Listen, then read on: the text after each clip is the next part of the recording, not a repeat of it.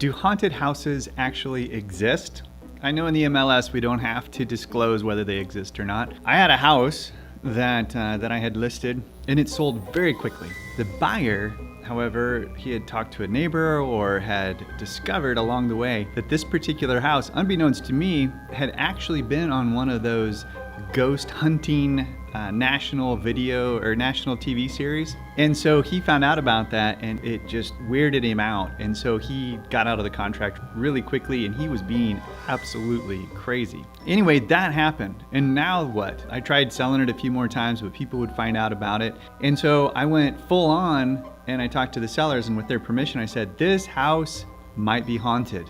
You know, I had somebody from California actually call in and say, if you can prove that it's haunted, I want to buy it. It was about October timeframe anyway that it hit, so I was like, this is awesome. But it was funny, that California buyer never ended up coming through, because how do you prove whether a house is haunted or not? And I eventually found the TV series, I found that particular episode, and I feel like, honestly, my daughter could have done the same thing. It looked to me like dermographism, where they videoed these words coming up on this girl's back, and that was why they felt like it was haunted.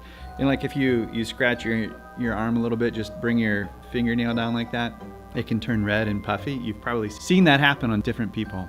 But what was really funny about this is every single time somebody would call about it, I would disclose to them as much as I possibly could, hey, I don't think it's haunted. I've never seen anything. It was on this show. Is this going to bother you? And every single buyer would say no. But as soon as I unlocked the door and I opened it up, what happened? There would be a little creak somewhere in the house and the hairs on the back of their neck would just stand up, and instantly, within seconds, and it was like, come on. I was sick and tired of this. I'm like, I asked you, I tried to screen you, and yet here we are, you're still scared. Of course, as a realtor, I was nice to them. I didn't treat them that way, but that's what I was feeling in my head. So what ended up happening with that particular house? Well, what ended up happening is an investor bought it for way under market value. I think at the time it was probably worth like 135, and I think he got it for 100 or maybe 99, something like that. I'm not aware that there's anything wrong with that house. It has since come on the market and has sold for normal amounts of money. But anyway, I just thought that'd be a really fun story to share with you, especially around this time of the year, that I had a haunted house that I got to sell. And just how people reacted and how they responded to all that, it cracked me up.